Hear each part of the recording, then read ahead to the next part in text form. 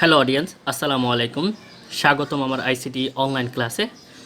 এইচএসির ইন্টারমিডিয়েটের যে আইসিটি টপিকটা আছে এর মধ্যে অন্যতম একটা টপিক হচ্ছে যে অ্যালগোরিদম। আর এই অ্যালগোরিদম হচ্ছে আজ আমার আলোচনার মূল বিষয়। আচ্ছা, অ্যালগোরিদমটা কেন ইম্পর্টেন্ট সেটা আমি একটু পরে বলতেছি। আপাতত অ্যালগোরিদম বিষয়টা কি সেটা একটু আলোচনা করি। প্রোগ্রামার যখন প্রোগ্রাম করে, ওই প্রোগ্রামটা সমস্যাটা সমাধান করার জন্য প্রথমত সে চিন্তা করে যে এই প্রোগ্রামটা যে আমি সমাধান করব কি কি ধাপের সমাধান করব। এই যে চিন্তা ভাবনা, পূর্ব পরিকল্পিত একটা চিন্তা ভাবনা যে আমি কীভাবে সমাধান করব, কি কাজটা আগে করব, ইনপুটের ভ্যালুটা কিভাবে নিব, এই চিন্তা ভাবনা কইরা যখন একটা যুক্তিভিত্তিক বা পর্যায়ক্রমিক শেপ বা লেআউট সর্বপ্রথম আঁকে, এই চিন্তা ভাবনাটাকেই আমরা বেসিক্যালি অ্যালগোরিদম বলতে পারি। তার মানে এতটুকু বলতে পারি, প্রোগ্রামিং করার পূর্ববর্তী ধাপ বা পূর্ববর্তী শর্ত হচ্ছে অ্যালগোরিদম। অর্থাৎ প্রোগ্রামটাকে সহজ এবং সাবলীলভাবে উপস্থাপন করার জন্য বেসিক্যালি একটা প্রোগ্রামার এই অ্যালগোরিদমটা করে থাকে। আচ্ছা, তো আপাতত আমরা বলতেছি অ্যালগোরিদমটা কি। প্রোগ্রামিংয়ের সমস্যা সমাধান করার জন্য যুক্তিভিত্তিক, পর্যায়ক্রমিক বা ধাপে ধাপে, অবশ্যই কাজগুলো স্টেপ বাই স্টেপ ধাপে ধাপে হবে, বা ধাপে ধাপে কাজের যে সমষ্টি মানে হচ্ছে সবগুলো কাজের একত্র বা সমষ্টিকেই আমরা বেসিক্যালি অ্যালগোরিদম বলতে পারি। এখন আমরা মোটামুটি জানবো যে অ্যালগোরিদমটা কেন আমাদের গুরুত্বপূর্ণ বা আমাদের শিখতেই হবে কেন।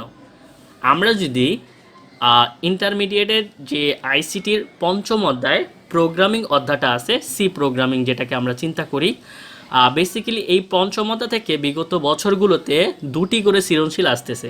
তো আমরা দুইটা সৃজনশীল যদি বোর্ড পরীক্ষায়, আমার কলেজ পরীক্ষায় বা বিভিন্ন কম্পিটিটিভ জায়গায় অ্যান্সার করতে চাই, অবশ্যই আমাকে অ্যালগোরিদম, ফ্লোচার্ট, সি প্রোগ্রাম তিনটা ধাপ ভালোভাবে শেষ করতে হবে। এই কারণে আমার বোর্ড পরীক্ষা বা দেখা গেছে কলেজ পরীক্ষার যে সৃজনশীল কোয়েশ্চেনগুলো হয় প্রোগ্রামিং নিয়ে, বেসিক্যালি শেপটা এরকম থাকে যে আমার কোয়েশ্চেনের উদ্দীপকটা থাকে অ্যালগোরিদম, বলে এই অ্যালগোরিদম থেকে ফ্লোচার্ট তৈরি করো, অথবা বলতে পারে অ্যালগোরিদম থেকে সি প্রোগ্রাম তৈরি করো। কোয়েশ্চেনটা এরকম হয়, কিছু কিছু সময় ফ্লোচার্ট উদ্দীপক দিয়ে দেয় সৃজনশীল আকারে, যে বলে যে ফ্লোচার্টটা দেওয়ার পরে বলে এই ফ্লোচার্টের অ্যালগোরিদম করো অথবা এই ফ্লোচার্টের সি প্রোগ্রাম করো। আবার কিছু কিছু সময় দেখা যায় যে সি প্রোগ্রামটা উঠায় দেয়, এর অ্যালগোরিদম করো, ফ্লোচার্ট করো। তার মানে হচ্ছে আমরা এতটুকু ক্লিয়ার যে আমি যদি পঞ্চম অধ্যায় থেকে সি প্রোগ্রামিং বা প্রোগ্রামিং ভাষা থেকে সৃজনশীল অ্যান্সার করতে চাই, তাহলে অবশ্যই আমাকে অ্যালগোরিদম, ফ্লোচার্ট, সি প্রোগ্রাম তিনটা ধাপই ভালোভাবে শেষ করতে হবে। তো আমার এই তিনটা ধাপের মধ্যে সবচেয়ে বেশি ইম্পর্টেন্ট হচ্ছে প্রোগ্রামিং, কারণ this is one kind of language, programming ভাষা। এই প্রোগ্রামিং ভাষাটা দেখা গেছে আমাদের কাছে অনেকটাই অ্যাকওয়ার্ড, কারণ আমরা আগে থেকে এটা জানি না। তো সেই কারণে বলতেছি যে স্টুডেন্টরা প্রোগ্রামিংটা শেষ করতে পারবে, সি প্রোগ্রামটা পারবে, তার কাছে তিনটা টপিকই একদম ইজি। সেই সুবাদে আমি প্রথমেই সি প্রোগ্রাম নিয়ে ভিডিও তৈরি করছি। আমার ডেসক্রিপশন বক্সে আমি এই সি প্রোগ্রামিংয়ের একটা ভিডিও তৈরি করছি, একটু লেন্থ। এই একটা ভিডিও মোটামুটি দেখলে প্রোগ্রামিংটা কীভাবে স্টার্ট করব, খুঁটিনাটি কী কী বিষয় আছে, এভরিথিং তোমরা জানতে পারবা। Algorithm, flowchart, C program. তো সি প্রোগ্রামটা আমার ভিডিও দেওয়া আছে, আমি আজ করতেছি হচ্ছে যে অ্যালগোরিদম নিয়ে। এই একটা ভিডিওর মধ্যে অ্যালগোরিদমের শেপটা, খুঁটিনাটি কিভাবে আমি বেসিক্যালি শেপটা তৈরি করব বা অ্যান্সারটা শুরু করব, আমি একটা ভিডিওতে অ্যালগোরিদম পুরোটা দেখাবো। ঠিক তারপরেই আমি ফ্লোচার্ট নিয়ে একটা ভিডিও দিব। তো যখন আমার তিনটা পার্ট শেষ হয়ে যাবে, তারপরে হচ্ছে যে আমার কোশ্চেন স্টাইল, অর্থাৎ আমি একটা কোশ্চেন থ্রো করব ত্রিভুজের ক্ষেত্রফল নির্ণয় করার ওই ভিডিওগুলোতে সিকোয়েল অনুসারে একটা ভিডিওর মধ্যেই আমি অ্যালগোরিদম, ফ্লোচার্ট, সি প্রোগ্রাম তিনটাই আলোচনা করব। কারণ দেখা গেছে তিনটা একসাথে আলোচনা করলে তিনটার স্পেসিফিক বিষয়গুলো, সেই বিষয়গুলা মোটামুটি জানা যায়। যাই হোক, কথা বাড়াবো না। তো আমরা এই ভিডিওতে অ্যালগোরিদমটা সম্পূর্ণ শেষ করে দিব, ঠিক তারপরে স্টেপে আমরা চলে যাব ফ্লোচার্ট। তাহলে আমার এই তিনটা সিকোয়েল শেষ হয়ে যাবে। তার মানে হচ্ছে তারপর থেকে কী শুরু করব, তারপরতে একটা কোশ্চেন থ্রো কইরা এই কোশ্চেনটার অ্যালগোরিদম কী হবে, ফ্লোচার্ট কী হবে, সি প্রোগ্রাম কী হবে, একই ভিডিও দেখাবো। আচ্ছা, যাই হোক, এখন আমরা অ্যালগোরিদমটা কমপ্লিট করব। অ্যালগোরিদমটা শিখতে হইলে বেসিক্যালি আমার যে জিনিসটা জানতে হবে সেটা হচ্ছে বেসিক ফাংশন অফ কম্পিউটার, মানে কম্পিউটারের বেসিক বা মূল কাজটা কি। অ্যাকচুয়ালি কম্পিউটার প্রথমে যেটা নিয়ে কাজ করে সেটা হচ্ছে ইনপুট, ঠিক তারপর হচ্ছে কম্পিউটার এই কাজটাকে প্রসেসিং করে, দেন আমি ফলাফল হিসাবে যেটা পাই সেটা হচ্ছে আউটপুট। তাহলে বলতে পারি কম্পিউটারের বেসিক কাজ হচ্ছে সর্বপ্রথম শুরু হয় ইনপুট অর্থাৎ ডেটা, বা আমরা ভ্যালু হিসাবে যে মানটা নেই, ডেটা হিসাবে যে মানটা নেই সেটাকে বলা হয় ইনপুট, অর্থাৎ ব্যবহারকারী কাজ করার জন্য বা সমস্যা সমাধান করার জন্য যে মানটা বা ডেটাটা নেয় সেটা হচ্ছে ইনপুট। তারপর কম্পিউটার আমি যে ইনস্ট্রাকশনটা দিই সেই অনুসারে কাজ করে, সেটা হচ্ছে কি প্রসেসিং, তারপর হচ্ছে আউটপুট। এটা হচ্ছে কম্পিউটারের বেসিক ফাংশন। আচ্ছা, এই ফাংশনটা অনুসারে কিন্তু অ্যালগোরিদম কাজ করে। তাহলে আমরা বলতে পারি কম্পিউটারের কাজ শুরু হয় ইনপুট নিয়ে। আচ্ছা, এই ইনপুটের কাজটা বা ইনপুটের মানটা নেয় কে? অবশ্যই এই ইনপুটের মানটা নেয় হচ্ছে একজন ব্যবহারকারী বা হচ্ছে প্রোগ্রামার। বেসিক্যালি প্রোগ্রামার যখন কম্পিউটার থেকে এই ইনপুটের মান নেয়, ঠিক তার আগেও একটা কাজ আছে, সেটা হচ্ছে যে ইনপুট নেওয়ার আগে ফার্স্ট একটা কাজ, সেটা হচ্ছে কাজটাকে কি করা, স্টার্ট করা, শুরু করা।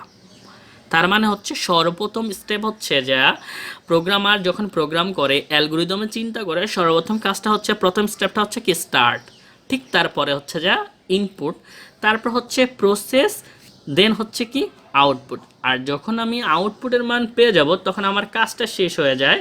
তারপরে স্টেপটা হচ্ছে কি, তারপরে স্টেপটা হচ্ছে যা স্টপ, কাজটা শেষ।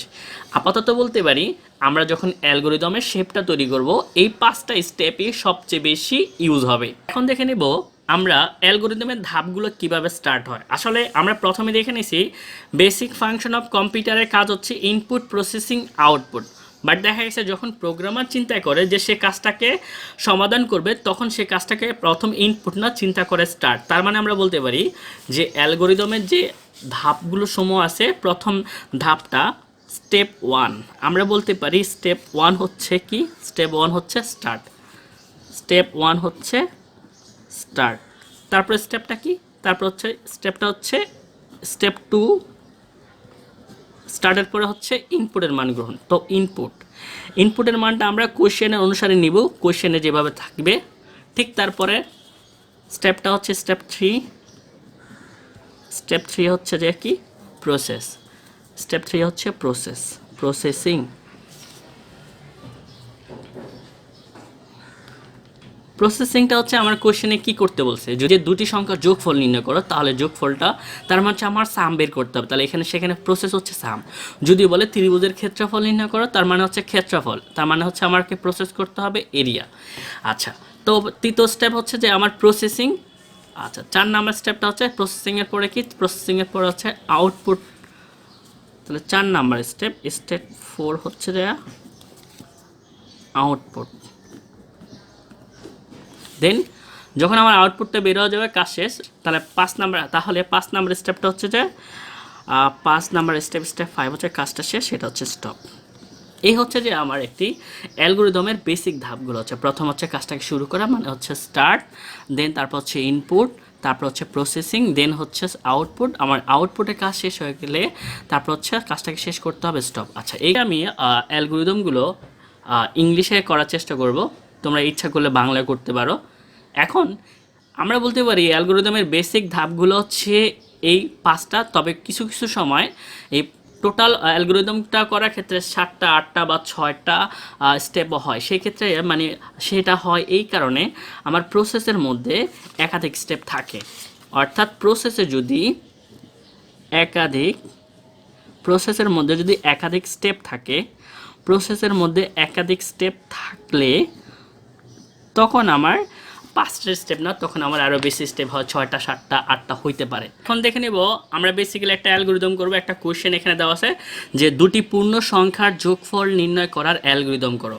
তো বেসিক্যালি অ্যালগোরিদম করার ক্ষেত্রে আমার প্রথম ধাপটা স্টেপ 1টা কি, এখন আমাদের মোটামুটি ক্লিয়ার। স্টেপ 1 হচ্ছে স্টার্ট, কাজটাকে শুরু করা। দেন হচ্ছে স্টেপ 2 কি, স্টেপ 2 হচ্ছে ইনপুট, আমি ইনপুটের মান নিব। আচ্ছা, এই ইনপুটের মানটা নিব আমি কোশ্চেন অনুসারে। এখানে কি বলছে, দুটি পূর্ণ সংখ্যার যোগফল নির্ণয় করার অ্যালগোরিদম। আচ্ছা, আমাকে কয়টি সংখ্যার যোগফল নির্ণয় করতে বলছে, দুটি। আমাকে বলা দেয় নাই দুটি সংখ্যা কি, তার মানে আমাকে দুইটা সংখ্যা ধরতে হবে। আমি যদি একটা সংখ্যা এ ধরি, মনে মনে একটা সংখ্যা ধরলাম বি, আমরা XY ধরতে পারি। স্টেপ 3 হচ্ছে প্রসেস, স্টেপ 3 হচ্ছে প্রসেস। প্রসেস আমাকে দুটি পূর্ণ সংখ্যাকে কি করতে বলছে, যেটা করতে বলবে সেটা হচ্ছে প্রসেস, যোগফল নির্ণয় করতে বলছে। তার মানে হচ্ছে আমাকে সাম মানে যোগফল নির্ণয় করতে বলছে, এটাই হচ্ছে আমার প্রসেস। আমাকে যোগফল নির্ণয় করতে বলছে, কয়টি সংখ্যার যোগফল? দুটি সংখ্যার। দুটি সংখ্যা কি? একটা সংখ্যা এ, একটা সংখ্যা বি। আচ্ছা, এ আর বিকে যোগ করলে সাম সমান কি হয়? এ প্লাস বি। স্টেপ 4। আচ্ছা, তাহলে এ আর বি কে যোগ করলে যেটা হয় সেটা হচ্ছে যোগফল। যোগফল কি?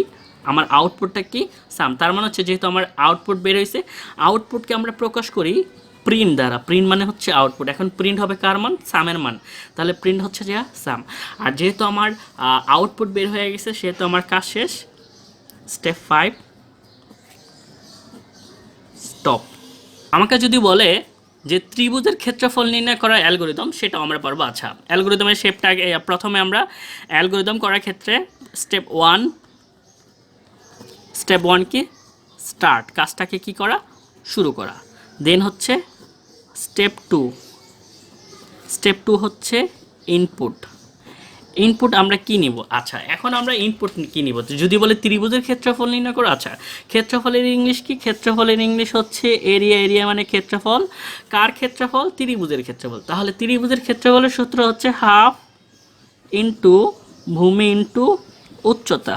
বি বি মানে হচ্ছে বেস আর এইচ মানে হচ্ছে হাইট। তার মানে হচ্ছে আমি যদি বি এর মান আর এইচ এর মান যদি এক্সিকিউট এখানে করাইতে পারি তাহলে আমার এখানে যেটা মান বেরোবে সেটা হচ্ছে এরিয়া। তার মানে হচ্ছে আমার ইনপুট হচ্ছে বি আর এইচ। ত্রিভুজের ক্ষেত্রে সূত্র হচ্ছে হাফ ইন্টু ভূমি ইন্টু উচ্চতা। তার মানে হচ্ছে এখানে আমার ইনপুট হচ্ছে বি কমা এইচ। দেন হচ্ছে যা আমার স্টেপ 3। স্টেপ 3 কি? স্টেপ 3 হচ্ছে প্রসেস। প্রসেস মানে কি নির্ণয় করতে বলছে আমাকে? ক্ষেত্রফল। ক্ষেত্রফল মানে হচ্ছে এরিয়া। আমাকে ক্ষেত্রফল নির্ণয় করতে বলছে। কার ক্ষেত্রফল? ত্রিভুজের ক্ষেত্রফল। কি ত্রিভুজের ক্ষেত্রফলের সূত্র কি?